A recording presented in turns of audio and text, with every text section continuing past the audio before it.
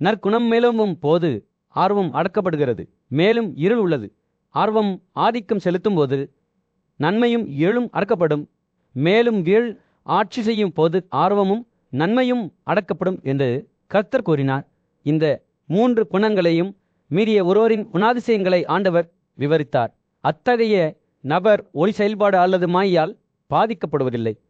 அவர்கள் இருந்தாலும் இல்லாவிட்டாலும் அவர்கள் அமைதியாகவும் அசையாமலும் இருக்கிறார்கள். அந்தந்த செயல்பாடுகளில் ஈடுபடும் குணங்களே என்று நினைக்கிறார்கள். அத்தகைய மனிதர் தன்னிறைவு பெற்றவர், சம மனப்பான்மை கொண்டவர், உலக ஆசைகளிலிருந்து விலகியவர். அவர்கள் ஒரு மண் கட்டையையும் ஒரு கல்லையும் தங்கத்தையும் சமமாக மதிப்பு மிக்கவர்களாக பார்க்கிறார்கள். அவர்கள் நண்பர்களையும் எதிரிகளையும் ஒரே மாதிரியாக கருதுகிறார்கள்.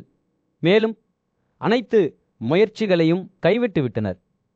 இவர் குணங்களை மீறியவர் என்று கர்த்தர் கூறினார். பிரம்மா அழியாதவர், அழியாதவர், நித்திய பக்தி மற்றும் முடிக்கப்படாத இன்பம் ஆகியவற்றின் இருப்பு தான் என்று பகவான் அர்ஜுனனுக்கு வெளிப்படுத்தினார். என்னை பிரத்யேக பக்தியுடன் வணங்குபவர் இந்த குணங்களை கடந்து என் இயல்பில் நுழைவதற்கு தகுதியானவர் என்று பகவான் கூறினார். கர்த்தர் பேசுகையில் அர்ஜுனன் கவனமாக கேட்டான். கர்த்தர் தனக்கு வெளிப்படுத்திய பிரபஞ்சத்தின் மர்மங்களை பார்த்து அவரது இதயம் ஆச்சரியத்துடனும் பிரமிப்புடனும் நிரம்பியது. குருச்சேத்திர போர்க்களத்தின் பரந்த பரப்பளவில் சூரியன் அஸ்தமிக்க தொடங்கியது. தர்மத்தின் இளவரசனான அர்ஜுனன் சிந்தனையில் அமர்ந்திருந்தான். தனது உறவினர்களுக்கு எதிரான வரவிருக்கும் போரினால் அவரது மனம் அலங்கியது. தனக்கு முன்னால் இருந்த தலைவிதியை அவர் சிந்திக்கையில் அவரது தேரோட்ட வீரரும் நண்பருமான கிருஷ்ணர் பிரபஞ்சத்தின் இரகசியங்களை வெளிப்படுத்த தொடங்கினார். அது நாரா என்று பகவான் கிருஷ்ணர் கூறினார். அஸ்வத்த மரம் நித்திய ஞானத்தின் சின்னம். அதன் வேர்கள் தெய்வீகத்தை நோக்கி மேல்நோக்கி நீண்டுள்ளன. அதே நேரத்தில் அதன் கிளைகள் மனிதர்களின் உலகத்தை அடைகின்றன. வேதங்களின் புனித ஒளிகளான சாந்தாக்கள் காற்றில் சுழலும் இலைகள் போன்றவை பிரபஞ்சத்தின் இரகசியங்களை அதை தேடுபவர்களுக்கு எடுத்து செல்கின்றன. பகவான் கிருஷ்ணர் பேசுகையில் அர்ஜுனனின் கண்கள் ஆச்சரியத்தால் விரிந்தன. தனது தேரோட்டியாளர் ஒரு மனிதனை விட மேலானவர் என்பதை அவர் எப்போதும் அறிந்திருந்தார். ஆனால் அவர் தெய்வத்திற்கான ஒரு கலன் என்று அவர் ஒருபோதும் கற்பனை செய்ததில்லை. ஆனால் கிருஷ்ணரே, இந்த மரத்தை எப்படி அறிவது என்று அர்ஜுனன் தன் குரலில் பிரமிப்பு நிறைந்த குரலில் கேட்டானே. என் நண்பனே, பகவான் கிருஷ்ணர் பதிலளித்தார். ஒருவர் பிணைப்பு மற்றும் மாயின் பிணைப்புகளை துண்டிக்க வேண்டும். பிரபஞ்சத்தின் இயல்பையும் தனிநபருக்கும் பரமாத்மாவுக்கும் இடையிலான உறவையும் புரிந்து கொள்ள ஒருவர் முயற்சிக்க வேண்டும். அவர்கள் பேசிக் கொண்டிருக்கையில் மேலே இரவு வானத்தில் நட்சத்திரங்கள் மின்னத் தொடங்கின. கிருஷ்ணரின் வார்த்தைகள் அர்ஜுனனை சுற்றி ஒரு மயக்கத்தை ஏற்படுத்தியது. அவரை பிரபஞ்சத்தின் மர்மங்களுக்குள் ஆழமாக இழுத்தது. சூரியன், சந்திரன், நெருப்பு ஆகியவை எனது பிரகாசத்தின் பிரதிபலிப்பு மட்டுமே என்று பகவான் கிருஷ்ணர் தொடர்ந்தார். நான் தான் அனைத்து உயிரினங்களையும் என் சக்தியால் நிலைநிறுத்தி அவற்றை என் உயிர் சக்தியால் வளர்க்கிறேன். நான் ஒவ்வொரு இதயத்திலும் வசிக்கிறேன். என்னை அறிய விரும்புபவர்களுக்கு வழிகாட்டுகிறேன். தனது தேரோட்டியின் வார்த்தைகளை கேட்ட அர்ஜுனனின் மனது நடுங்கியது.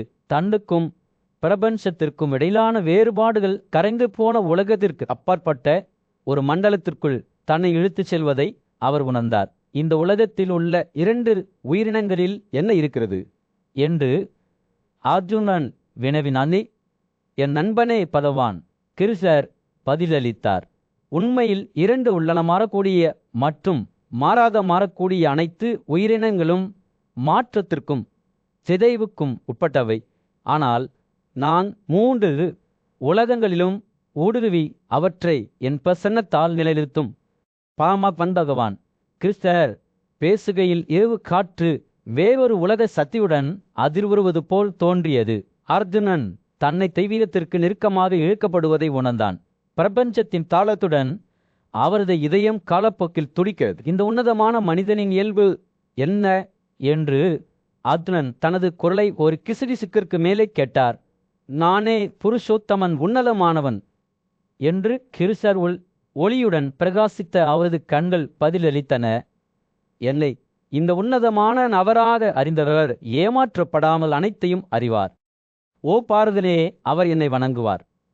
குருக்ஷேத்திர போர்க்களத்தின் பரந்த பரப்பில் சூரியன் மறைந்து கொண்டிருந்த போது கூடியிருந்த போர் வீரர்கள் மீது பொன்னிற ஒளி வீசியது. இளவரச அதுலனுக்கு அருகில் தனது தேரில் அமர்ந்திருந்த பகவான் கிருஷ்ணர் மென்மையான ஆனால் ஆழமான குரலில் பேசத் தொடங்கினார். ஓ பரதனே, ஆன்மீக வளர்ச்சி மற்றும் சுய உணர்தலுக்கான பாதை அனைவருக்கும் இல்லை. இந்த உலகில் 2 வகையான உயிரினங்கள் உள்ளன: கடவுளைப் போன்ற உடைமைகளுடன் பிறந்தவர்கள் மற்றும் அசுர உடைமைகளுடன் பிறந்தவர்கள். கடவுளை போன்றவர்கள் அச்சமின்மை, இதயத்தின் தூய்மை, அறிவு மற்றும் யோகா தியானத்தை விடாமுயற்சி போன்ற குணங்களை கொண்டுள்ளனர். அவர்கள் கோபம் மற்றும் மாயில்லாமல் உண்மை, இரக்கம் மற்றும் மன்னிப்பு கொண்ட வாழ்க்கையை வாழ்கிறார்கள். கிருஷ்ணரின் வார்த்தைகள் நம்பிக்கையின் வாக்குறுதியைப் போல காற்றில் தொங்கிக் கொண்டிருந்தன. ஆனால் பிரிதவின் மகனே, அவர் தொடர்ந்தார், பேய்த்தலமா உடைமைகளுடன் பிறந்தவர்களும் உள்ளனர். இந்த நபர்கள் பாசாங்குத்தனம், பெருமை, ஆணவம், கோபம், வட்டுத்தனம் மற்றும் அறியாமை ஆகியவற்றால் நுகரப்படுகிறார்கள். பிரபஞ்சம் உண்மை மற்றும் வழிகாட்டும் கோட்பாடு இல்லாதது என்றும் எல்லாம் காமம் மற்றும் ஆசையின் விளைவு என்றும் அவர்கள் நம்புகிறார்கள். கிருஷ்ணர் பேசுகையில் பேய் மனப்பான்மை கொண்ட நபர்களை மறைத்த அறியாமையின் முக்காடு வழியாக அவரது கண்கள் துவையிடுவது போல் தோன்றியது. அவர்கள் தீராத ஆசைகளால் உந்தப்படுகிறார்கள். பாசாங்குத்தனம், ஆணவம் மற்றும் முட்டாள்தனத்தால் தூண்டப்படுகிறார்கள் என்று அவர் கூறினார். அவர்களின் எண்ணங்கள் இலையற்றவை, மரணத்தால் மட்டுமே கட்டுப்படுத்தப்படுகின்றன. தங்கள் ஆசைகளை அனுபவிப்பதே மிக உயர்ந்த முடிவு என்று அவர்கள் நம்புகிறார்கள். எல்லாவற்றிற்கும் மேலாக செல்வம், சக்தி மற்றும் அந்தஸ்தை அவர்கள் விரும்புகிறார்கள். கிறிஸ்தையின் வார்த்தைகள் காமம், கோபம் மற்றும் பேராசையின் சுழற்சியில் சிக்கியுள்ள அசுர மனப்பான்மை கொண்ட நபர்களை பற்றிய ஒரு தெளிவான படத்தை வரைந்தன. அவர்கள் நம்பிக்கையின் 100 மூச்சுகளால் பிணைக்கப்பட்டுள்ளனர் என்று அவர் கூறினார். காமத்திற்கும் கோபத்திற்கும் அடிமையான அவர்கள் இன்று, நாளை மற்றும் என்றென்றும் செல்வத்தை விரும்புகிறார்கள். அவர்கள் பொய்யான கருத்துக்களால் தங்களை ஏமாற்றிக் கொள்கிறார்கள். மேலும் அவர்களை மேலும் இருளி வழிநடத்தும் புனிதமற்ற நடைமுறைகளில் ஈடுபடுகிறார்கள். சூரியன் அடிவானத்திற்கு கீழே மூழ்கி போர்க்களத்தை ஒரு ஆழமான அந்திவிதத்தில் வீசும்போது கிருஷ்ணரின் வார்த்தைகள் அவசர உணர்வை தூண்டின. குந்தியின் மகனே என்று அவர் கூறினார். இந்த அசுர மனப்பான்மை கொண்ட நபர்கள் தங்களையும் மற்றவர்களையும் அழிக்க பிறந்தவர்கள். அவர்கள் தங்கள் சொந்த உடல்களிலும் மற்றவர்களின் உடல்களிலும் என்னை வெறுக்கிறார்கள். நான் தொடர்ந்து அவர்களே அசுர கருப்பைகளில் வீசுகிறேன். கிருஷ்ணரின் வார்த்தைகள் ஒரு எச்சரிக்கையைப் போல காற்றில் தொங்கிக் கொண்டிருந்தன. அதுனுக்கும் நரகத்துக்கான 3 படிகளை துறக்க கேட்ட அனைவருக்கும் ஒரு அழைப்பு. காமம், கோபம் மற்றும் பேராசை இந்த 3 இருளின் வாயில்களிலிருந்து விடுவிக்கப்பட்டவள் என்று அவர் கூறினார். ஒரு மனிதன் தனது சொந்த நலனை செய்து தனது மிக உயர்ந்த இலக்கை சரி செய்கிறான். போர்க்களத்தின் மீது சூரியன் மறைந்து கொண்டிருந்த போது அர்ஜுனனின் கவலை அடைந்த முகத்தின் மீது ஒரு சூடான் ஆரஞ்சு நிற பிரகாசத்தை வீசியது. அவர் தனது தேரோட்டியாளரும் நண்பருமான கிருஷ்ணரின் முன்னின்று விசுவாசம் மற்றும் பக்தியின் தன்மை குறித்து வழிகாட்ட முயன்றார். கிருஷ்ணரே, வேதங்களின் கட்டளைகளை கைவிட்டு விசுவாசத்துடன் பலிகளை செய்பவர்களின் நிலை என்ன என்று அதுவும் கேட்டான். கிருஷ்ணரின் கண்கள் விசுவாசத்தின் நுணுக்கங்களை விளக்கத் தொடங்கிய போது பிரகாசித்தன. உருவமான உயிரினங்களின் விசுவாசம் 3 வகையானது. நல்ல உணர்ச்சி வசப்பட்ட அல்லது இருந்த கிருஷ்ணரின் வார்த்தைகள் அர்ஜுனனின் மனதில் ஒரு தெளிவான உருவத்தை வரைந்தன. கடவுள்களை வணங்கும் மக்களை அவர் கண்டார். அவர்களின் செயல்கள் கடமை மற்றும் ஒழுக்க உணர்வால் வழிநடத்தப்பட்டன. அவர்கள் நன்மையின் விரோதமாக இருந்தனர். அவர்களின் நம்பிக்கை இருளில் ஒரு கலங்கரை விளக்கத்தைப் போல பிரகாசித்தது. ஆனால் கிருஷ்ணரின் விவரிப்பு ஆர்வத்தால் நுகரப்பட்டவர்களையும் ஆசையாலும் பற்றுதலாலும் துடிக்கும் அவர்களின் இதயங்களையும் வெளிப்படுத்தியது. இந்த நபர்கள் எச்சர்கள் மற்றும் ராட்சசர்களை வணங்கினர். அவர்களின் உணர்ச்சிகளை ஊட்டக்கூடிய உயிரிழந்த அதுனன் தனக்குள்ளே இருக்கும் அத்தகைய இருளை நினைத்தால் நடுங்கிவிட்டான். கிருஷ்ணர் விசுவாசத்தின் மர்மங்களை தொடர்ந்து வெளிக்கொணர்ந்தார். சிலர் கடுமையான துறவரத்தை எவ்வாறு கடைபிடித்தனர் என்பதை விளக்கினார். பெருமை மற்றும் பாசாங்குத்தனத்தால் மட்டுமே நுகரப்பட்டனர். இந்த நபர்கள் தங்கள் உடல்களையும் மனதையும் சித்திரவதை செய்தனர். உள் அமைதியை வளர்ப்பதை விட தங்களை அழிக்க முயன்றனர். அவர்கள் பேசுகையில் கிறிஸ்தர் ஒரு நபரின் இயல்பை பிரதிபலிக்கும் 3 வகையான உணவுகளை வெளிப்படுத்தினார். ஊட்டமளிக்கும் மற்றும் சுவையான, கசப்பான மற்றும் புளிப்பு அல்லது மற்றும் புனாக்கம். அர்ஜுனன் மற்றவர்களின் செயல்களால் வடிவமைக்கப்பட்டதைப் போலவே தனது சொந்த விருப்பங்களும் தனது நம்பிக்கையால் பாதிக்கப்படுகின்றன என்பதை உணர்ந்தார் கிறிஸ்தர். பல்வேறு வகையான தியாகங்கள், தவங்கள் மற்றும் பரிசுகளை விவரித்தார். வெகுமதி அல்லது அங்கீகாரத்தை எதிர்பார்க்காமல் கடமை உணர்விலிருந்து உண்மையான பக்தி எவ்வாறு திறந்தது என்பதை அவர் விளக்கினார். விசுவாசத்துடன் இத்தகைய செயல்களை செய்கிறவர்கள் நன்மையின் தரத்தை சேர்ந்தவர்கள் என்று கூறப்படுகிறது. ஆனால் கிறிஸ்தர் தங்கள் செயல்களின் மூலம் மரியாதையையும் தேடும் பாசாங்குத்தனத்தை கடைப்பிடித்தவர்களை பற்றியும் பேசினார். இந்த நபர்கள் ஆன்மீக வளர்ச்சிக்கான உண்மையான விருப்பத்தை விட ஆர்வத்தால் உந்தப்பட்டனர்.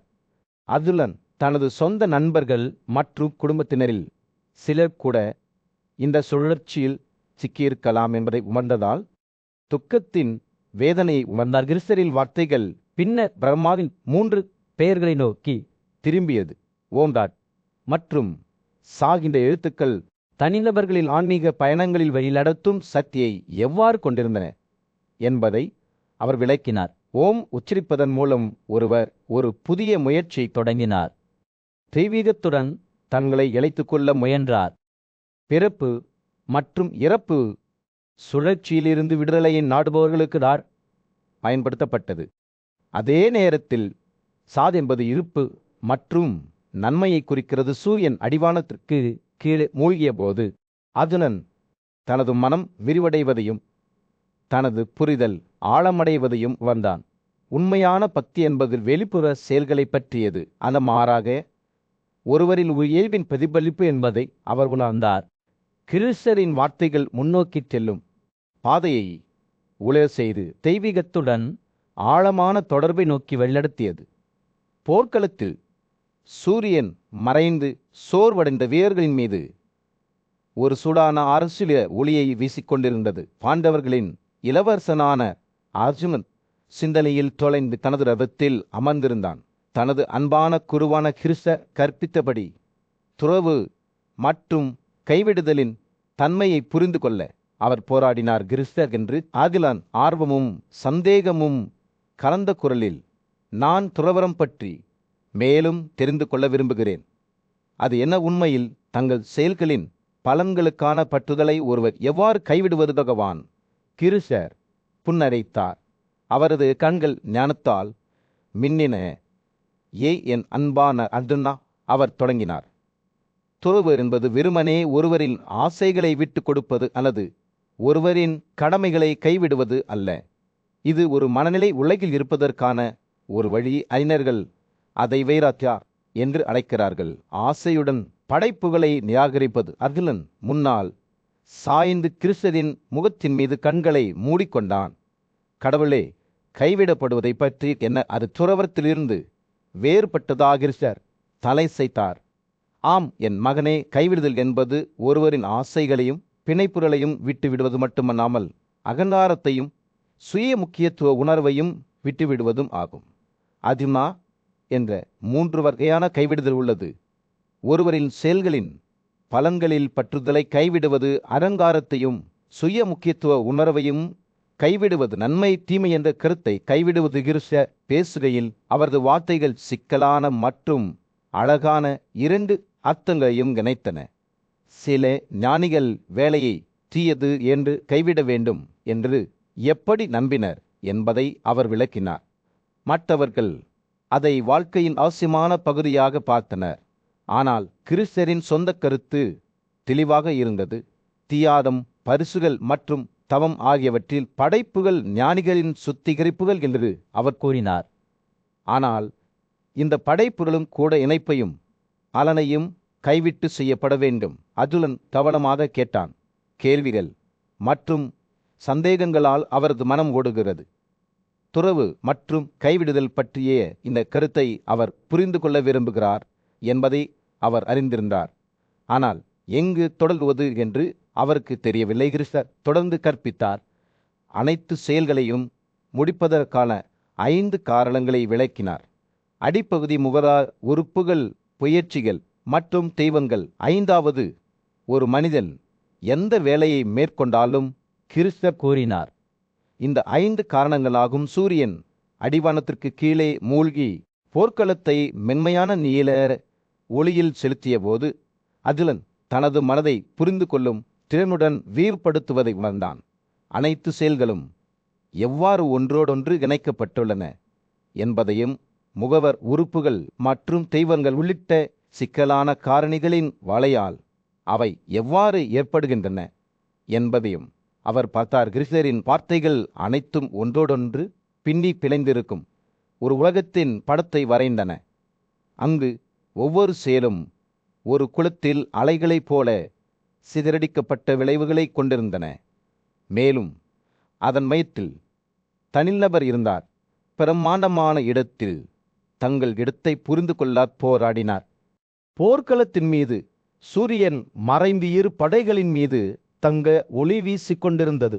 பாண்டவர்களும் அவர்களது கூட்டாளிகளும் கௌரவர்களை எதிர்கொள்ள தயாராகிக் கொண்டிருந்த போது காற்று பதற்றத்துடன் மின்னலாக இருந்தது. திருதராஷ்டிரரின் தேரோட்ட வீரரான சஞ்சயன் காட்சி வெளிவருவதை தூரத்திலிருந்து பார்த்து கொண்டிருந்தான். வலிமையான போர் வீரரான அதுமன் தனது காந்தீப வில் மற்றும் அம்புகளை எடுத்தபோது பாண்டவ இராணுவத்திலிருந்து ஒரு பெரிய சத்தம் எழுந்தது. சங்கு, குண்டுகள் வீசுவது, டம்ஸ் அடிப்பது மற்றும் பசு கொம்புகள் ஒலிப்பது ஆகியவை காற்றை நிரப்பி காது கேளாத ஒரு சலசலப்பை உருவாக்கியது.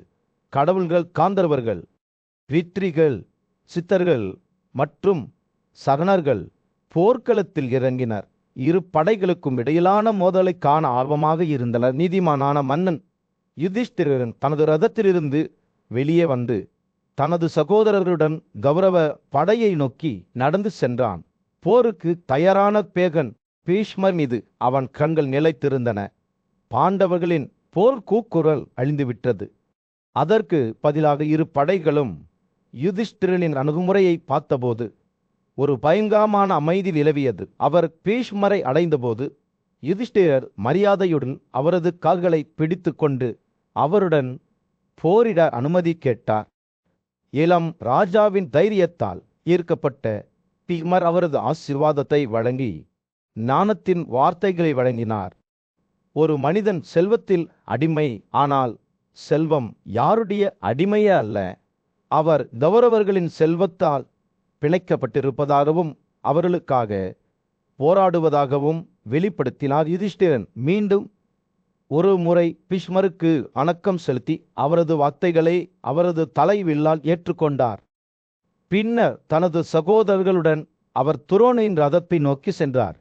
பாவம் செய்யாமல் அவர்களின் எதிரிகளை எவ்வாறு தோற்கடிப்பது என்பதற்கான வழிகாட்டுதலை தேடினார். வெல்ல முடியாத போர் வீரரான துரோணரும் கௌரவர்களின் செல்வத்தால் பிணைக்கப்பட்டிருந்தார். அவர்களுக்காக போரிடுவார். யுதிஷ்டிரன் துரோணரை நெருங்கிய போது பாவம் செய்யாமல் எப்படி போரிட முடியும் என்றும் அனுமதியுடன் தனது எதிரிகளை எவ்வாறு தோற்கடிக்க முடியும் என்றும் மன்னர் அவரிடம் கேட்டார். யுதிஷ்டிரனின் மரியாதையால் திருப்தி அடைந்த துரோணர் அவரை ஆசீர்வதித்து ஞானத்தின் வார்த்தைகளை வழங்கினார். ஒரு மனிதன் செல்வத்தின் அடிமை, ஆனால் செல்வம் ஒருவரின் அடிமை அல்ல. அவரும் கௌரவர்களின் செல்வத்தால் பிணைக்கப்பட்டிருப்பதாகவும் அவர்களுக்காக போராடுவார் என்றும் வெளிப்படுத்தினார். ராஜ்யத்தின் அடித்தளத்தை ஒழுக்கும் ஒரு போருக்கு அந்த காட்சி அமைக்கப்பட்டது. பீஷ்மர் மற்றும் துரோணர் அவரது வழிகாட்டிகளாக யுதிஷ்டிர தனது விதியை எதிர்கொள்ள மேடை அமைக்கப்பட்டது. முடிவு உறுதியாக இல்லை, ஆனால் ஒரு விஷயம் தெளிவாக இருந்தது. நன்மைக்கும் தீமைக்கும் இடையிலான இந்த காவிய மோதலில் யார் வெற்றி பெறுவார்கள் என்பதை காலம் மட்டுமே சொல்லும். இறுதியாக குருக்களுக்கும் பாண்டவர்களுக்கும் கணக்கெடுக்கும் நாள் வந்துவிட்டது. போர்க்களத்தில் 2 படைகளும் ஒருவரையொருவர் எதிர்கொண்டன. அவற்றின் பிரிவுகள் பிரம்மாண்டமான காட்சியில் அல்வகுத்து நின்றன. குருக்களின் மன்னரான திருதராஷ்டிரர் தனது ஆலோசகர் சஞ்சயரிடம் திரும்பி யார் முதலில் தாக்கினார், எங்கள் பக்கம் அல்லது எதிரியின் பக்கம் என்று கேட்டார். சஞ்சயன் அந்த நாடகத்தின் மீது தனது கண்களை நிலைநிறுத்தி அன்றைய நிகழ்வுகளை விவரிக்கத் தொடங்கினார். அவர் பேசும்போது அந்த காட்சி அவரது வார்த்தைகளில் உயிர் பெற்றது. திருதராஷ்டிரரின் மகன் துசாசனா குருக்களின் தாக்குதலுக்கு தலைமை தாங்கினார். அவர்களின் மரியாதைக்குரிய மூத்த போர்வீரான பீஷ்மருடன் பாண்டவர்கள் பீம்சேனாவை தலைகீழாக வைத்துக்கொண்டு பீஷ்மருக்கு எதிராக போராடுவதற்கான கடுமையான உறுதியுடன் முன்னேறின. சண்டையின் காது கேளாத ஒலிகளால் காற்று நிரம்பி வைந்தது. சங்கிலிகளின் இரைச்சல், டிரம்ஸின் துடிப்பு மற்றும் கைத்தாளர்களின் மோதல், தீல் யானைகள் எக்காலமிட்டன. அதே நேரத்தில் இரு படைகளும் மோதிக்கொண்டபோது குதிரைகள் அச்சத்தில் நெருங்கின. காற்றால் அசைந்த காட்டைப் போல பூமி அவர்களின் கால்களுக்கு அடியில் அசைந்த குழப்பம் நிறைந்த இந்த கொந்தளிப்பில் பீம்சேனாவின் பலத்த கதனை கூச்சல் சத்தத்துக்கு மேலே எழுந்தது. அவரது இடிமுழக்கம் மேகங்களின் இரைச்சல் போல இருந்தது. அது திருதராஷ்டிரரின் மதங்களின் இதயங்களில் அச்சத்தை தூண்டி அவர்களை தங்கள் கேடயங்களுக்கு பின்னால் பிடிக்கிற வைத்தது. பாண்டவ சகோதரர்களான நகுலன், சகதேவன், பிருஷ்டஜும்னன் மற்றும் திரௌபதியின் 5 மதன்கள் எதிரிகளின் அணிகளை வானத்திலிருந்து வரும் குண்டுகளைப் போல கிழித்து வேகமான தண்டுகளுடன் முன்னேறி சென்றனர். போர் தொடங்கிய போது வீரர்களின் வில்லுகள் ஒரு பயங்கரமான மெல்லிசையை பாடின. அம்புகள் காற்றில் பாய்ந்தன. அவற்றின் நுனிகள் பாம்புகள் தங்கள் தோள்களை சீண்டுவதைப் போல ஒளிரும். எஃகு மீது மோதல் நிலப்பரப்பில் எதிரொலித்தது. அதே நேரத்தில் கதன்கள் களம் முழுவதும் இடிமுழக்கம் செய்தன. போராளிகளால் எழுப்பப்பட்ட பூசி சூரியனை மறைத்து போர்க்களத்தின் மீது ஒரு பயங்கர இருளை ஏற்படுத்திய திவிகர்களின் இந்த கொந்தளிப்பான கடலில் சண்டியா துரோணரின் சீடர்களின் வீரத்தை பார்த்தார். அவர்களின் அம்புகள் உண்மையாக பறந்து அவற்றின் அடையாளத்தை அசைக்க முடியாத துல்லியத்துடன் தாக்கின. அவர்களின் ஸ்டில்ஸ் இடைவிடாத ஒளியை பாடின. விதியின் துணி மோதலால் கிரிக்கப்படுவதைப் போலாசர்கள் அச்சத்துடன் பார்த்தனர். அவர்களின் முகங்கள் கடுமையான உறுதியுடன் இருந்தன. அவர்கள் அமைதியான பார்வையாளர்களைப் போல நின்றன. உறவினர்கள் ஒருவருக்கொருவர் எதிராக திரும்பிய சோகத்தை அவர்கள் கண்டனர். இரு தரப்பினரும் ஒரு அம்புலம் கூட விட்டு கொடுக்காமல் தங்கள் காரடியில் பூமியை நடுங்குவதாக தோன்றும் வரை போர் மூண்டது. விண்ணல் ஏதோ ஒரு கண்ணுக்கு தெரியாத சக்தியால் இரு படைகளும் ஒரே உருண்டை போல் உருண்டன. எது மற்றும் தூசியின் சுழலும் வெகுதென. போரின் இரைச்சல் ஒரு காது கேளாத பிம்பமாக வளர்ந்தது. யதார்த்தத்தில் துணி மோதலால் கிழிக்கப்படுவதாக தோன்றியது. குருக்கள் மற்றும் பாண்டவர்களின் படைகள் எது மற்றும் சப்தத்தின் வெறித்தனத்தில் மோதி கொண்டிருந்தபோது சூரியன் போர்க்களத்தில் கீழே விழுந்தது. வீரர்களின் கூக்குரல்களாலும் குளம்புகளின் சத்தங்களாலும் தோல் காசங்களின் விடிப்புகளாலும் காற்று அடர்த்தியாக இருந்தது. சன்சியா கதை சொல்பவர் தனக்கு முன்னால் போர் வெடிப்பதை பிரமிப்புடன் ஆர்த்தார். விடியும் நேரம் செல்ல செல்ல சத்தம் மேலும் பெரிதாகி பூமியின் அடித்தளங்களை உலுக்கிய லியோனின் இரைச்சல் போன்றது. கங்கையின் மகன் பீஷ்மர் மற்றும் திருதராஷ்டிரரின் மகன் துரியோதனன் ஆகியோரின் தலைமையில் குருக்கள் பொறுப்பற்ற கைவிடுதலுடன் முன்னேறினர். அவர்களின் தரநிலைகள் உயர்ந்தன. பாண்டவர்களின் வலிமையான போர்வீரான அர்ஜுனன் உயரமாக நின்றான். சூரிய ஒளியில் ஒரு கலங்கரை விளக்கத்தைப் போல தனது காந்திவில் பிரகாசிக்கிறது. இரு படைகளும் ஓதிக்கொண்டன. ஒரு அம்புக்கு பிறகு ஒரு அம்பை எறிந்து கொண்டே அவர்களது வில்லுகள் பாடின. பீஷ்மரும் அர்ஜுனனும் ஒருவரையொருவர் எதிர்கொண்டனர். அவர்களின் கண்கள் கடுமையான பார்வையில் மூடப்பட்டன. ஒவ்வொருவரும் வெற்றி பெற தீர்மானித்தனர். இது மீது எது சத்தம், கேடயங்களின் மோதல் மற்றும் காயமடைந்தவர்களின் அரல்கள் ஆகியவற்றால் காற்று நிரம்பியது. சக்தி வாய்ந்த வில்லனான சச்சகி கிருதவர்மனுடன் மோதினார். அவர்கள் அடிக்கு அடி என்று பாடும்போது அவர்களின் வில்லுகள் பாடின. அவர்களில் அம்புகள் விரைவாகவும் உண்மையாகவும் பாய்ந்தன. அவற்றின் இவக்குகளை ஆபத்தான துல்லியத்துடன் தாக்கின. சுபத்ராவின் மகன் அபிமன்யு அவரது தேரோட்டியான விரதவாலாவுடன் எதிரியின் அம்பால் தாக்கப்பட்டார். வலிமையான மற்றும் கடுமையான வீரரான பீமன் துரியோதனை எதிர்கொண்டார். கோபத்தில் அவர்களின் கைமுட்டிகள் பிடித்து கொண்டன. 2 மனிதர்களும் ஒருவரை ஒருவர் சுற்றி திரிந்தனர். கோபத்தால் தங்கள் கண்கள் எரிந்தன. அவர்கள் பூமியை உலுக்கிய தாக்குதல்களை பரிமாறிக்கொண்டனர். ஞானியும் நீதிமானுமான மன்னரான யுதிஷ்டிரன் எதிரியில் அம்பாள் அவரது வில் சிதைந்த மெட்ராஸ் ஆட்சியாளரை எதிர்கொண்டார். துர்பதலின் மதன் திஷ்டச்சும்னா துரோணருடன் மோதிக்கொண்டார். அவர்கள் அடிக்கு அடி என்று பாடும் போது அவர்களின் வில்லுகள் பாடின. எகுமீது பெரு சத்தம் கேடைகள், மோதல் மற்றும் காயமடைந்தவர்களில் அலறல்கள் ஆகியவற்றால் காற்று நிரம்பியது. சூரிய ஒளியில் ஒளிரும் சோமதத்தாவின் மகனை எதிர்கொள்ளும் இளம் போர்வீரரான சங்கா அவர்களின் வாள் ஒளிரும்போர் தீவிரமடைந்த போது போர்வீரர்கள் மேலும் மேலும் கோபமடைந்தனர். அவர்களின் தாக்குதல்கள் கடுமையானதாகவும் துல்லியமாகவும் வளர்ந்தன. அவர்கள் மோதும்போது பூமி அவர்களின் கால்களுக்கு அடியில் அசைந்தது. அவர்களின் வில்லுகள் தேவதூதர்களின் கோர்சை போல பாடுகின்றன. ஒளிக்காது கேளாதது எரு மற்றும் ஒளியின் கூச்சல் உலகின் அடித்தளங்களை அசைப்பராக தோன்றியதுவாயினும் கூட குழப்பம் மற்றும் அழிவுக்கு மத்தியில் அழகு, மரியாதை மற்றும் தைரியத்தின் தருணங்கள் இருந்தன. ஒரு போர்வீரனின் அழுகை அவர் விழும்போது காற்றில் எதிரொலித்தது. அவரது காசல்கள் எதிரியில் அம்பால் சிதைந்தன. மற்றொரு போர்வீரர் உயரமாக நின்றார். அவரது வாள் வெற்றியில் உயர்ந்தது. அவரது கண்கள் வெற்றியால் எரிந்தனபோல் மூண்டது. ஒரு மைல் குருட்சேத்திரத்தின் போர்க்களங்கள் மரணம் மற்றும் அழிவின் குழப்பமான மண்டலமாக மாறிவிட்டன. சென்சேயாவின் வார்த்தைகள் மன்னர் திருதராசிரியரின் கண்களுக்கு முன்னால் வெடித்த படுகொலையின் தெளிவான படத்தை வரைந்தன. ஒரு காலத்தில் சிறந்த போர் வீரர்கள் இப்போது பேய்களால் பிடிக்கப்பட்டு எஃகு மற்றும் இரத்தத்தின் வெறியில் ஒருவருக்கொருவர் மோதிக்கொண்டனர் போல் தீவிரமடைந்த போது உறவுக்கும் நட்புறவுக்கும் இடையிலான வேறுபாடுகள் மறைந்துவிட்டன. மதங்கள் தங்கள் தந்தையர்களை அடையாளம் காணவில்லை. சகோதரர்கள் ஒருவருக்கொருவர் அடையாளம் காணவில்லை. நண்பர்கள் நண்பர்களுக்கு எதிராக திரும்பினர். உறவினர்கள் உறவினர்களை கொண்டனர். ஒரு காலத்தில் வலிமையான யானைகள் தங்க பொறிகளால் அலங்கரிக்கப்பட்டு தங்கள் தந்தங்களால் ஒருவருக்கொருவர் கிழித்தெறிந்தன. அதே நேரத்தில் அவர்களின் சவாரி செய்பவர்கள் தங்கள் காவடியில் நொறுக்கப்பட்டனர்.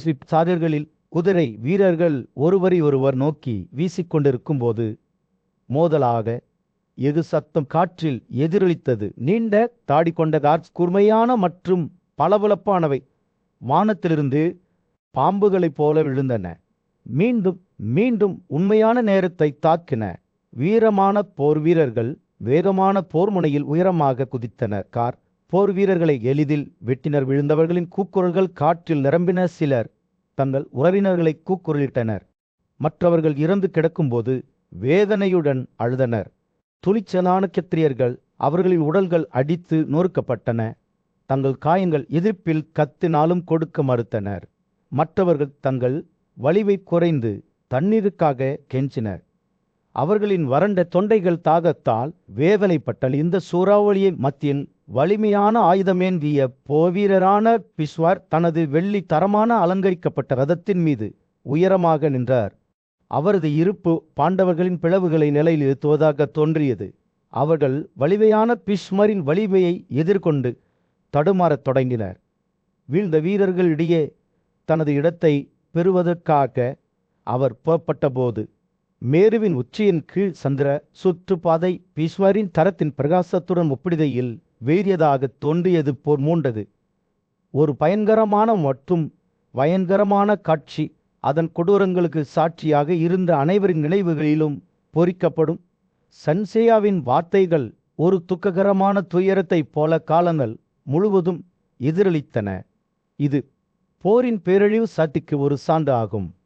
மாபெரும் போர் தொடங்கிய போது போர்க்களத்தில் சூரியன் உதித்தது. காலை தேறிவிட்டது. எஃகு மீது எஃகு மோதல் காற்று முழுவதும் எதிரொலித்தது. பெரிய தலைவர்களின் மதன் பீம கொப்பத்தின் மத்தியில் உயரமாக நின்றார். அவரது பல்மையா தரநிலை தாதாஸ்திர இராணுவத்திற்கு நம்பிக்கையின் கலங்கரை விளக்கமாக இருந்தது. அர்ஜுனனின் மகன் அபிமன்யுவின் வற்புறுத்தலால் துருமுகா, கிருதவமன், கிருப, சால்யா மற்றும் விபின்சரி ஆகியோர் பிஸ்மரை பாதுகாக்க அவரை அழியினர். 5 வலிமையான கார்போர் வீரர்கள் பீஷ்மரை காப்பாற்றினர். அவர் பாண்டவர்களின் விருந்தாளிக்குள் நுழைந்தபோது அவரது அகலமான தலை தண்டுகள் ஒரு கத்தியைப் போல எதிரிகளின் எல்லைகளை வெட்டி அதன் பின்னணியில் அழிவின் பாதையை விட்டுச் சென்ற பீஷ்மர் பாண்டவர்களின் அணிகளில் ஆழமாக ஊடுருவிய போது அவரது தரம் சேதிகள், காசிகள், கருசாக்கள் மற்றும் அஞ்சலாக்கள் வழியாக சிரமமின்றி பறந்தது. பீரோ தனது ரதத்தின் மீது நடனமாடுவது போல் தோன்றியது. அது அதன் பாதையில் வேகமாக சென்று எதிரியை தாக்கியது. சில யானைகள் அவற்றின் முக்கிய பகுதிகளில் தாக்கி வேதனையுடன் கூச்சலிட்டன. கோபத்தால் தூண்டப்பட்ட அபிமன்யு தூய தங்கத்தால் அலங்கரிக்கப்பட்ட தனது தரத்துடன் பீஷ்மரின் ரதத்தை நோக்கி விரைந்தார். மேலும் ஒரு கனிதர மரத்தை ஒத்திருந்தார். அவர் கேதவமனை ஒரு அம்பாலும் சால்யாவை 5 அம்புகளாலும் தாக்கினார். பீஷ்மரை 9 அம்புகளாலும் பலவீனப்படுத்தினார். ஒரு நன்கு சுடப்பட்ட அம்பு மூலம் துர்முகாவின் தேரோட்டியையும் கிருபாவின் தங்கத்தால் அலங்கரிக்கப்பட்ட வில்லையும் வெற்றினார். அபிமன்யு ததாஸ்தே போர்வீரர்கள் மீது தொடர்ந்து அம்புகளை பொழிந்து அவர்களின் தரன்களை வெட்டி அவர்களின் உறுதியை பலவீனப்படுத்தினார். பீஷ்மர் தனது சொந்த அம்புகளால் அதிலறி கொடுத்தார். ஆனால் அபிமன்யு 9 அம்புகளால் பீஷ்மரின் தரத்தை வெட்டி பணிக்கு சமமாக நிரூபித்தார். சுபத்தாவின் மகனின் வலிமை வெளிப்பட்ட போது போர்க்களத்தில் இருந்த மக்கள் பணித்தனர்.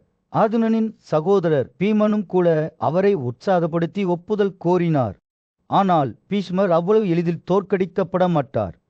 அவர் வான ஆயுதங்களை வரவழைத்து அபிமன்யுவை 1000கணக்கான அம்புகளால் மூடினார். அவரது மகனை பாதுகாக்கும் அவநம்பிக்கையான முயற்சியில் பாண்டவர்களின் 10 பெரிய வில்லாளிகளும் சக்தி வாய்ந்த குதிரை வீரர்களும் அபிமன்யுவின் ரதத்தை நோக்கி விரைந்தனர். அவர்கள் விராடன், டிஸ்டஜும்னா, பீமன் மற்றும் சத்சேகி ஆகியோரால் வழிநடத்தப்பட்டனர். ஆனால் பீஷ்மர் இடைவிடாமல் ஆஞ்சால யவசனை 3 அம்புகளாலும் சத்தேகியை 10 அம்புகளாலும் துளைத்தார். போர் உச்சக்கட்டத்தை எட்டியதும் விராடனின் மகனான உத்தரா தனது தந்தம் கொண்ட யானையின் மீது சல்யாவை நோக்கி விரைந்தார். ஆனால் சல்யா யானையின் அசைவை சரிபார்த்து பாம்பை போன்ற ஒரு காட்டால் அதை கீழே அடித்தார். இளவரசர் யானையின் கழுத்திலிருந்து விழுந்தார்.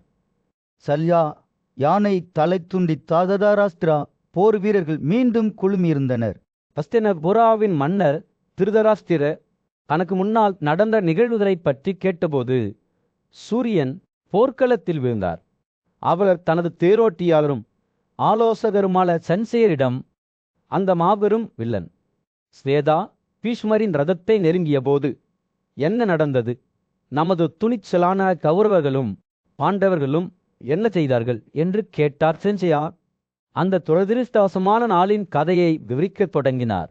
ராஜாவே, சத்திரியர்களிடையே 100கணக்கான காளைகள் அனைத்து துணிச்சலான மற்றும் சக்தி வாய்ந்த கார்போர் வீரர்கள் ஸ்வேதா பீஷ்மரின் ரதத்தை நோக்கி தாக்குதலை வையடத்தும் போது அவரை சுற்றி கூடினர். அவர்கள் ஸ்வேதாவை காப்பாற்றவும் நமது ராஜ்யத்துக்கு பெருமை சேர்க்கவும் ஆர்வத்துடன் தங்கள் வலிமையை காட்டினர். வெட்டுக்கிளிகளின் கூட்டத்தைப் போல வானத்தில் அம்புகள் பறந்து கொண்டிருந்ததால் போர் மூண்டது. சாந்தனுவின் மதன் பீஷ்மர் உறுதியுடன் நின்றார். அவரது தங்கத்தேர் சூரியனைப் போல பிரகாசித்தது. அவர் பல தலைகளை வெட்டி வானத்திலிருந்து மடைத்துளிகள் போல எதிரியின் மீது அம்புகளை பொழிந்தார். சென்சையா அந்த காட்சியை விவரித்தபோது ராஜாவின் கண்கள் பிரமிப்புடன் விரிந்தன. ராஜாவே, பீஷ்மர் கணக்கிடப்பட வேண்டிய ஒரு சக்தி. அவரது ஆற்றல் சூரியனுக்கு சமமானது. அவர் தனது அம்புகளால் சூரியனை மறைத்தார். திரம்சின் சத்தம் போர்க்களத்தில் எதிரொலித்தது. முடி இறுதியில் நிற்க வைத்தது. போர் என்றென்றும் தொடர்ந்தது. வீரர்களின் கிடது மற்றும் வலது வீழ்ச்சியுடன் ஸ்வேதா திலரசிமோ செயல்பாட்டின் சூறாவளியாக இருந்தது. பிரபுத்துவ இளவரசர்களை 100கணக்கானவர்களால் வெட்டியது. அவரது அம்புகள் தடிமனாகவும் வேகமாகவும் பறந்தன. போர் வீரர்கள் யானைகள் மற்றும் குதிரைகளின் உயிரை பறக்கவிட்டன. ஆனால் பீஷ்மர் மேரு மலையைப் போல அசையாமல் உறுதியாக நின்றார். குளிர்காலத்தின் முடிவில் சூரியனைப் போல தனது எதிரிகளின் உயிரை பறித்தார். தனது ரதத்தின் தங்க கதிர்களால் பிரகாசித்தார்.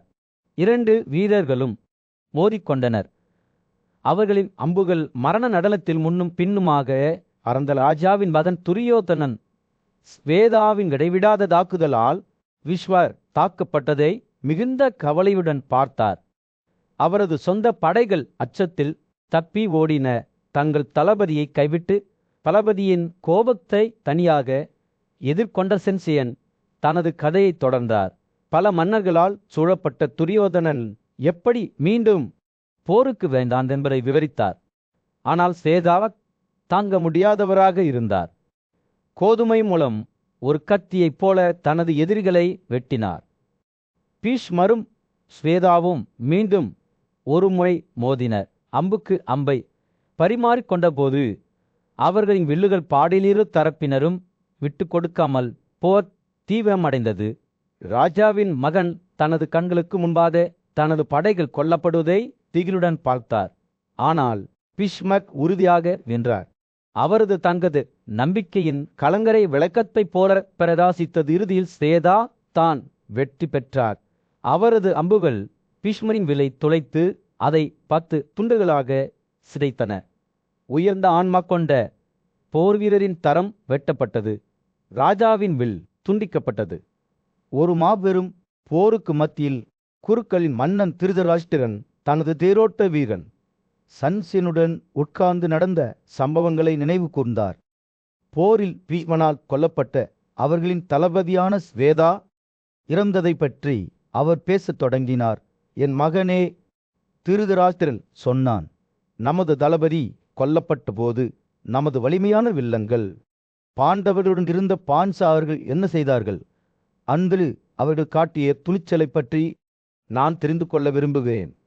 அவர் நிறுத்தினார். அவரது குரல் உணர்ச்சியாக்களமாக இருந்தது. சஞ்சயனே இந்த போரை தூண்டியது எப்படி என்பதை நினைவு கூறும்போது என் இதயம் வெட்கப்படுவதாக நான் ஒப்புக்கொள்கிறேன். திருதராஷ்டிரரின் எண்ணங்கள் அவரது மூத்த மகனான துரியோதனை நோக்கி திரும்பின. அவர் போதலை தொடங்குவதில் முக்கிய பங்கு வகித்தார். அவர் ஒரு முறை பாண்டவர்களின் பாதுகாப்பில் தன்சம் புகுந்தார். ஆனால் இப்போது அவர் அனைத்து மரியாதையையும் கைவிட்டு அவர்களிடம் தீங்கிழைக்கும் வகையில் நடந்து கொள்கிறார் என்று திருதராஷ்டிரர் கூறினார். அவர் பேசுகையில் சன்சேயா போர்க்களத்தில் நடந்த சம்பவங்களை விவரிக்கத் தொடங்கினார்.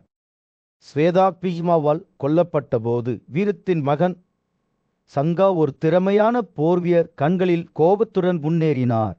அவர் தனது ரதத்தில் நிறுத்தப்பட்டிருந்த சால்யாவை நோக்கி விரைந்தார். இதனால் அம்பு மழை பெய்தது. சக்தி வாய்ந்த ஆயுதம் ஏந்திய பீஷ்மர் குழப்பத்தை உணர்ந்து தனது வில்லை உயர்த்தி சந்தத்தை நோக்கி விரைந்தார். பாண்டவர்களின் விருந்தாளி பயத்தால் கடுங்கியதால் 2 வீரர்களும் மோதிக்கொண்டனர். அவர்களின் வில்லுகள் இழுக்கப்பட்டன. அர்ஜுனன் விரைவாக தலையிட்டு சங்கருக்கும் பீஷ்மருக்கும் இடையில் தன்னை தானே நிறுத்திக் கொண்டார். எல்லா திசைகளிலும் அம்புகள் பறந்து கொண்டிருந்ததால் போர் மூண்டது. பீஷ்மரின் வலிமை ஒப்பிட முடியாததாக இருந்தது. அவர் பாஞ்சால வீரர்களை எளிதில் கொன்றார். பின்னர் அவர் தனது கவனத்தை பாஞ்சாலர்களின் மன்னரான துருபதனை நோக்கி திருப்பினார். அவை அம்புகளின் ஆழங்கட்டி மழையால் சூழ்ந்தார். பாண்டவர்களின் படைகள் அழிக்கப்பட்டன.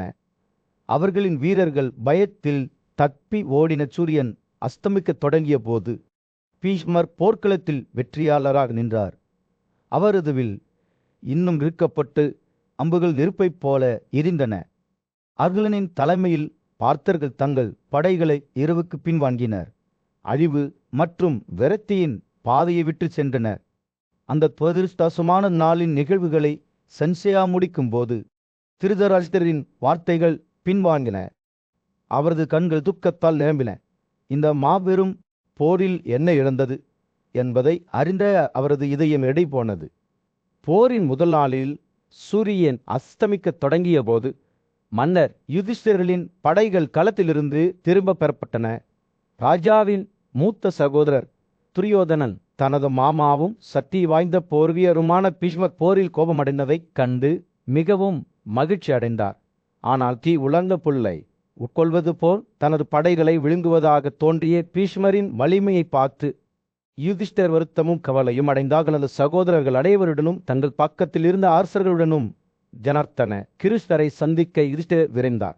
தோல்வி தவிர்க்க முடியாதது என்றும் பீஷ்மரின் தெய்வீக ஆயுதங்கள் விரைவில் அவர்கள் அனைவரையும் அழித்துவிடும் என்றும் நினைத்து அவர் உணர்ச்சிவசப்பட்டார். இதோ கிறிஸ்தலே பயங்கரமான வலிமை கொண்ட அந்த வலிமையான வில்லர். பீஷ்மையே தெளிவான வெண்ணையால் நிரப்பப்பட்ட நெருப்பைப் போல என் படைகளை நக்கும் அவரை நாம் எப்படி பார்ப்போம்? யுதிஷ்டிரர் நிலைமையை விவரித்த போது கிருஷ்ண கவனமாக கேட்டு அவர்கள் அனைவரும் அழிக்கப்படுவார்கள் என்ற தனது அச்சத்தை வெளிப்படுத்தினார். அர்ஜுனனின் சகோதரர் பீமன் எப்படி வீரத்துடன் போராடுகிறார் என்பதை அவர் பார்த்தார். ஆனால் அவரால் கூட பீஷ்மரை நியாயமான போரில் தோற்கடிக்க முடியவில்லை. பின்னர் அர்ஜுனனும் இருந்தார். அவர் அவர்களின் அவலநிலை குறித்து அலட்சியமாக தோன்றில் யுதிஷ்டிரர் தொடர்ந்து பேசிக்கொண்டிருந்தார். அவர்கள் வார்த்தைகள் துக்கத்தின் நதியைப் போல பாய்ந்தன. பீஷ்மர் பிரதிநிதித்துவப்படுத்தும் ஆழமற்ற கடலில் நான் மூழ்கிக் கொண்டிருக்கிறேன் என்று அவர் கூறினார். என்னை காப்பாற்ற ஒரு படகு இல்லாமல் நாங்கள் தொடர்ந்து போராடினால் எங்கள் இராணுவம் அழிக்கப்படும், என் சகோதரர்களும் நண்பர்களும் விடுவார்கள் என்று நான் அஞ்சுகிறேன். காடுகளுக்குள் பின்வாங்குவது நல்லது. அங்கு நாம் அமைதியாக நம் நாட்களை வாழ முடியும். கிருஷ்ண பொறுமையாக கேட்டார். அவரது கண்கள் இரக்கத்தால் நிரம்பின. யுதிஷ்டிரர் எளிதில் விட்டு கொடுக்கக்கூடியவர் அல்ல என்பதை அவர் அறிந்திருந்தார். ஆனால் அவர் தனது சகோதரரின் விரதியின் ஆழத்தையும் கண்டார். எனவே யுதிஷ்டிரர் இறுதியாக அமைதியாக இருந்தபோது கிருஷ்ணர் ஆறுதல் மற்றும் ஊக்கமளிக்கும் வார்த்தைகளை பேசினாக்கப்படாதே. பாரதங்களின் தலைவரே என்று அவர் கூறினார். உங்கள் சகோதரர்கள் அனைவரும் உலகின் நாயகர்கள் மற்றும் புகழ்பெற்ற வில்லங்கள். நான் உங்களுக்கு நன்மை செய்வதில் ஈடுபட்டுள்ளேன். அதேபோல் சக்தி வாய்ந்த கார்போர் வீரர் சச்சகி விராடன் மற்றும் துருபாதா இந்த மன்னர்கள் அனைவரும் தங்கள் படைகளுடன் உங்கள் தயவை எதிர்பார்த்து உங்களுக்கு அர்ப்பணிப்புடன் உள்ளனர். கிருஷ்ணரின் வார்த்தைகளால் யுதிஷ்டிரரின் இதயம் உயர்ந்தது. ஆனால் அவர் இன்னும் ஒரு அசௌகரிய உணர்வை உணர்ந்தார். பீஷ்மர் ஒரு வலிமையான எதிரி என்பதையும் அவரை தோற்கடிக்க அவர்களுக்கு ஒரு புதிய உத்தி தேவை என்பதையும் அவர் அறிந்திருந்தார். எனவே அவர் தங்கள் படைகளின் தளபதியான திருஷ்டத்யும்னரிடம் திரும்பி அவரது ஆலோசனையை கேட்டார். சம்புவால் துரோணரின் கொலையாளியாக நியமிக்கப்பட்ட திருஷ்டத்யும்னா அவர்கள் மீது நம்பிக்கை கொண்டிருந்தார். சஞ்சயன் போர்க்களத்தின் பரந்த பகுதியில் சூரியன் துடிக்கும் போது அவரது குரல் கூடியிருந்த போர் வீரர்களை கடந்து செல்லும் துரியோதனுக்கு முன்னால் நின்றது. இதோ என் இளவரசனே என்று அவர் கூறினார். உங்கள் உறவினர்களான பாண்டவர்கள் தலைமையிலான நமது எதிரிகளின் வலிமையான வரிசை இதோ. அவர்களின் வலிமையான போர் வீரர்கள் பீமன், அர்ஜுனன், நகுலன், சகதேவன் மற்றும் யுதிஷ்டிரன் ஒவ்வொருவரும் போர்க்களத்தில் கணக்கிடப்பட வேண்டிய ஒரு படை. சஞ்சயன் பேசுகையில் துரியோதனின் கண்கள் உறுதியுடன் மின்னின. தனது எதிரிகளுக்கு எதிராக தன்னை நிரூபிக்க இதுவே தனது தருணம் என்பதை அவர் அறிந்திருந்தார். போருக்கு செல்வோம் என்று அவர் கத்தினார். அவரது குரல் அவரது வீரர்களின் அணிகளில் எதிரொலித்தது. கௌரவரின் வலிமையை அவர்களுக்கு கண்டு பொண்டி முழக்கத்துடன் கௌரவர் படை முன்னேறி சென்றது. அவர்களின் பதாகைகளும் கரங்களும் உயரமாக இருந்தன. குருக்களின் பெரிய பேனான பீஷ்மர் சூரியனைப் போல பிரகாசிக்கும் அவரது கவசங்கள் அவரது தலையில் சவாரி செய்தனர். அவருக்கு பின்னால் ஞானமும் சக்தி வாய்ந்த ஆசிரியருமான துரோணர் வந்தார். அவரைத் தொடர்ந்து துரியோதனின் சொந்த சகோதரர்களான துசாசனா, விற்றனா மற்றும் அஸ்வத்தமன் ஆகியோர் வந்தனர். அவர்கள் முன்னேறும்போது சஞ்சயா தொடர்ந்து படைகளை அணிதிரட்டி அவர்களின் பலம் மற்றும் பலவீனங்களை சுட்டிக்காட்டினார். பீஷ்மரின் புத்திசாலித்தனமான தலைமையால் பாதுகாக்கப்படுவதால் நமது புரவாளல் அளவிட முடியாதது என்று அவர் அறிவித்தார். ஆனால் பீமனால் வழிநடத்தப்படும் அவர்களுடையது அளவிடக்கூடியது. அவற்றை எதிர்கொள்ள நாம் தயாராக இருக்க வேண்டும். கௌரவர் படை அதன் மையத்தில் பீஷ்மரை கொண்டு ஒரு வலிமையான அணியை உருவாக்கிய துரோணர் தனது வலது பக்கத்தில் நின்று பாண்டுவின் மகன்களான நகுலர், சகதேவர் மற்றும் யுதிஷ்டிரர் ஆகியோரால் சூழப்பட்டார். இடது பக்கத்தில் புரிசரவர்கள், சலர், சாலியர் மற்றும் பகதத்தரின் முகங்கள் உறுதியுடன் இருந்த இரண்டு படைகளும் ஒருவரையொருவர் எதிர்கொண்டபோது போர்க்களத்தில் ஒரு பெரிய அமைதி நிலவியது. காத்திருப்புடன் காற்று களமாக இருந்தது. கவசம் பற்றும் தேர் சக்கரங்கள் சறுக்குவது போன்ற ஒரே சத்தம். பின்னர் இடி முழக்கம் போல பாண்டவர்கள் தங்கள் சங்கிலிகளை ஊதினர், அமைதியை சிதறடித்தனர் மற்றும் இரு படைகளிலும் அதிர்ச்சி அலைகளை அனுப்பினர். அந்த சத்தம் காது கேளாமல் இருந்தது. சங்கிலிகள் திறன் மற்றும் கைத்தாளங்கள் அனைத்தும் ஒன்றோடொன்று காந்தது. போர்க்களம் முழுவதும் எதிரொலித்தது. கௌரவ இராணுவம் ஒரு பெரிய ககனையுடன் பதிலளித்தது. அவர்களின் சொந்த சங்கிலிகளும் திரம்ஸ்களும் கிளர்ச்சியில் இணைந்தன. அவர்கள் மோதிக்கொண்டபோது பூமி அவர்களின் கால்களுக்கு அடியில் அசைந்து போர் தொடங்கியிருந்தது.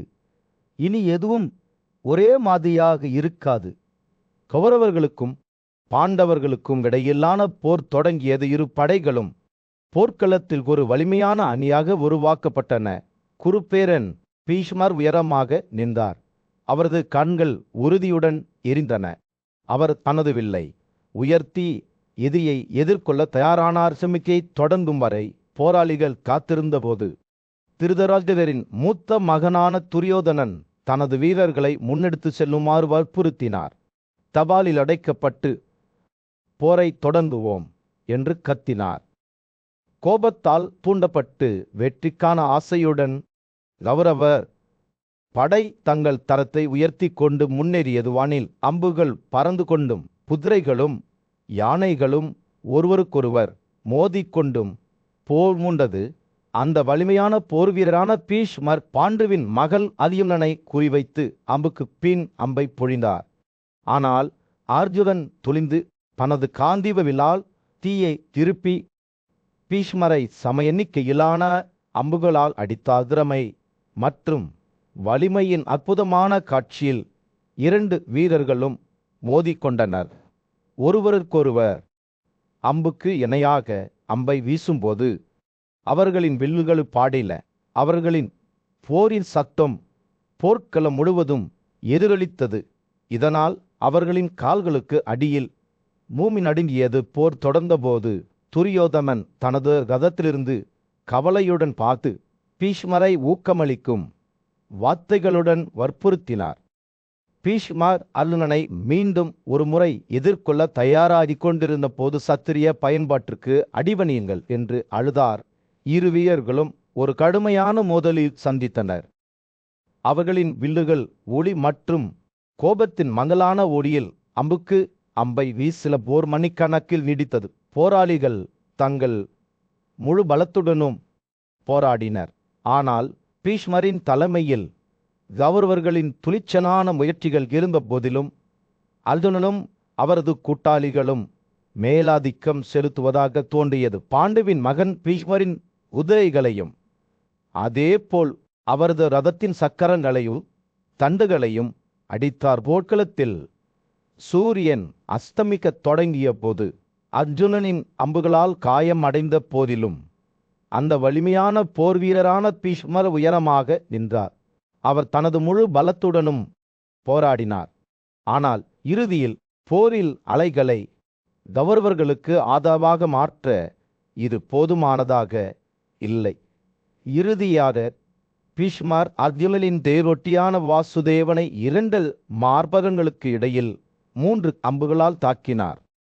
ஆனால் இந்த தாக்குதலால் கூட பாண்டவ இராணுவத்தின் ஆவியை உடைக்க முடியவில்லை.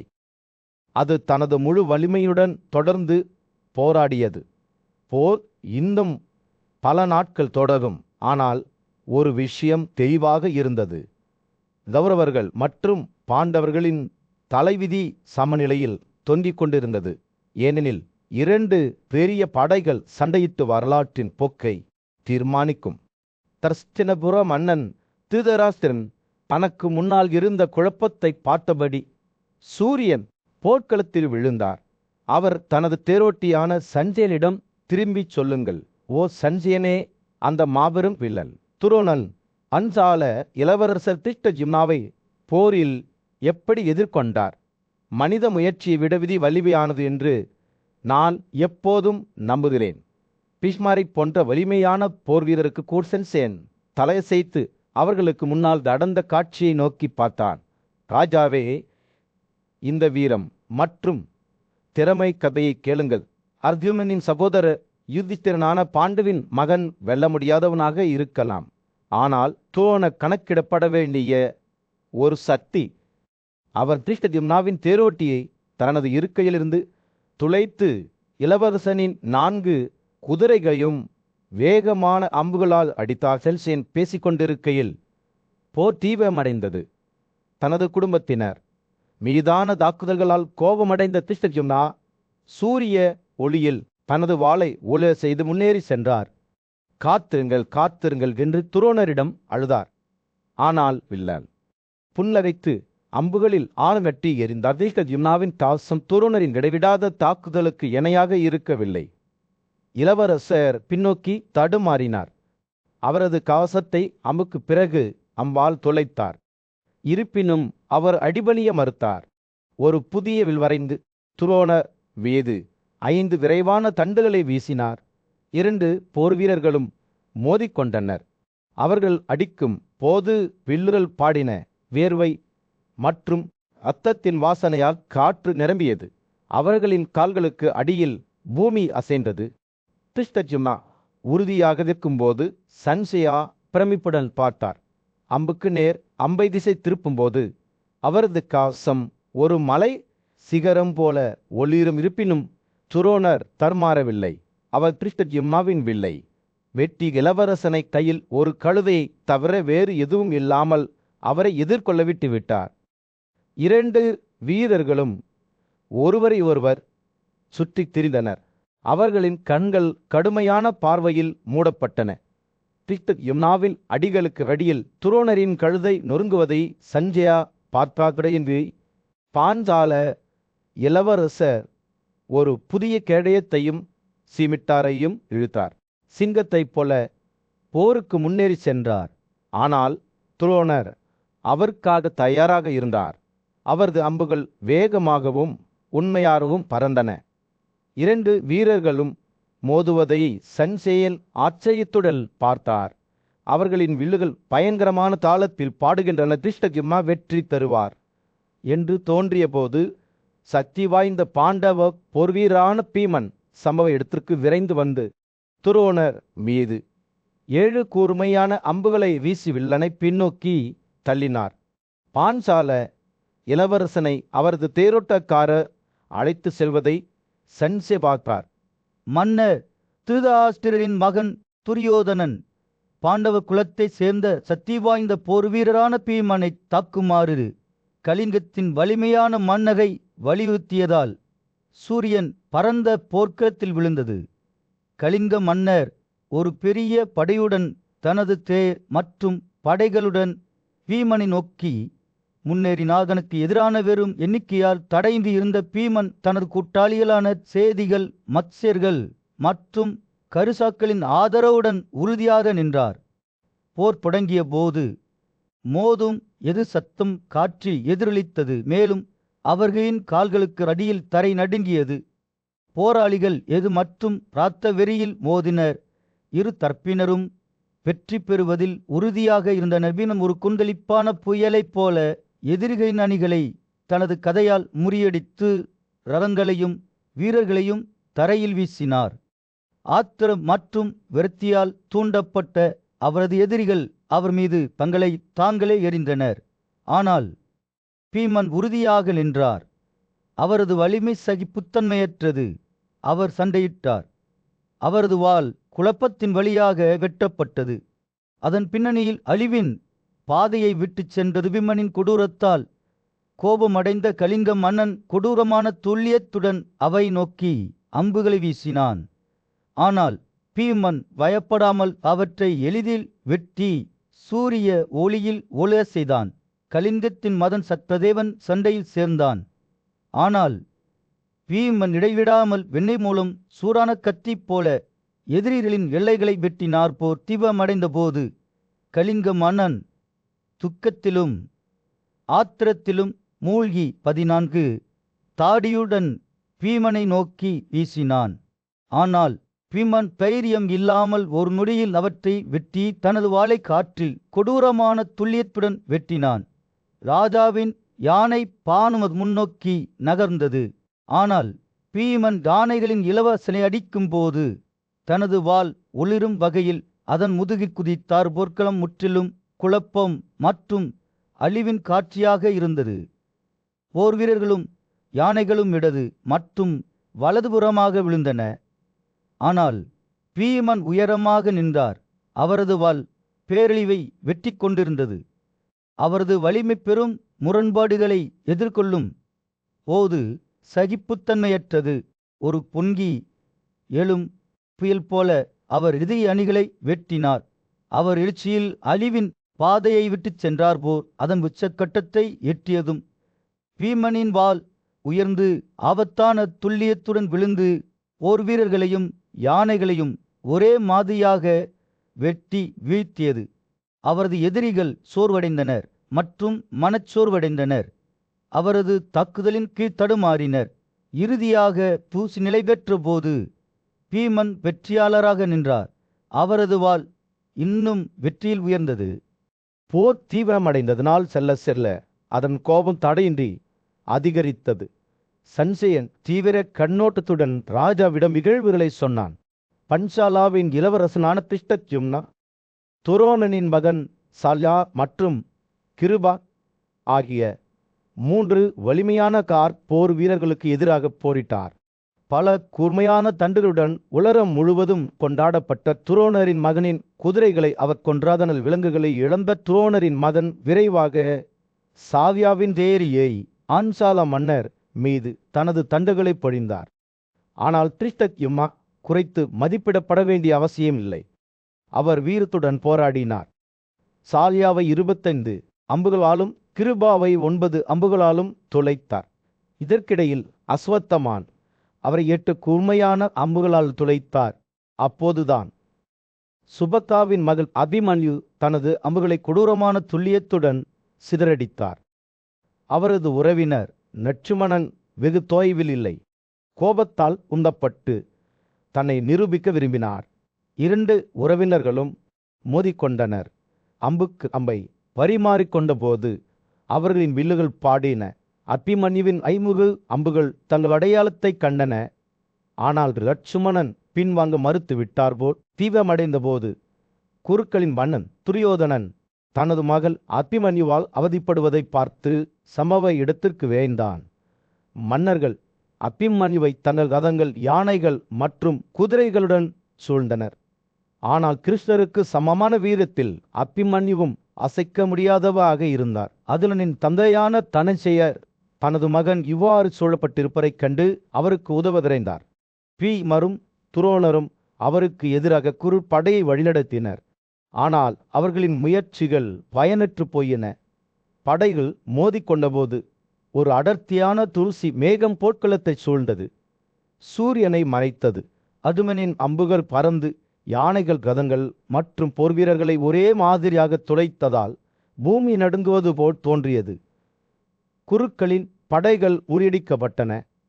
அவர்களின் தரநிலைகள் உடைக்கப்பட்டன. அவர்களின் தலைவர்கள் பயத்தில் ஓடினர். அதுமலின் தண்டுகளின் தாக்குதலை பெரிய பீமர் கூட தாழ முடியவில்லை. சூரியன் அடிவானத்திற்கு கீழே மூழ்கிய போது தேவவிரதா பீமர் துரோணரிடம் சோகம் மற்றும் போற்றுதலின் கலவையுடன் உரையாற்றினார். பாண்டவின் இந்த வலிமையான மகன் கிருஷ்ணருடன் சேர்ந்து நம்மால் முடிந்தவரை நமது படைகளுடன் சமாளிக்கிறான். இன்று போரில் தோற்கடிக்கப்பட முடியாத நிலையில் இருக்கிறார். அதனுடன் அதுமனின் வலிவைக்கு அவர்கள் எந்த போட்டியும் இல்லை என்பதை ஒப்புக்கொண்டு பீஷ்வர் அவர்களின் இராணுவத்தை திரும்பப் பெற உத்தரவிட்டார். அந்தி தொடங்கிய போது 2 படைகளும் போர்க்களத்திலிருந்து பின்வாங்கின. அவர்களின் போர்வீரர்கள் சோர்வடைந்தனர் மற்றும் மனச்சோர்வடைந்தனர். அந்த நாள் இடைவிடாத படுகொலையாக இருந்தது. 2 தரப்பினரும் ஒரு தீர்க்கமான நன்மையை பெற முடியவில்லை. இரவு விடிய ஆரம்பித்த போது குருக்களின் பெரிய பேரனான பீஷ்வர் போர்க்களத்தில் நின்றார். அவருக்கு முன்னால் அணிவகுத்து நின்ற படைகள் மீது அவரது கண்கள் நிலைத்திருந்தன. பல ஆண்டுகளாக நாடு கடத்தப்பட்டு இப்போது பழிவாங்க முயன்ற பாண்டவர்களுக்கு எதிராக வெற்றிக்கு தனது படைகளை வழிநடத்த அவர் உறுதியாக இருந்தார். பீஷ்மரின் இராணுவம் கர்டரா என்று அழைக்கப்படும் ஒரு சக்தி வாய்ந்த அணியை உருவாக்கியது. அதன் தலைவர் முன்னணியில் இருந்தார். இந்த அமைப்பின் 2 கண்கள் பரபாஜாவின் மகன் புரிடுப்த மற்றும் சாகோதத்தை சேர்ந்த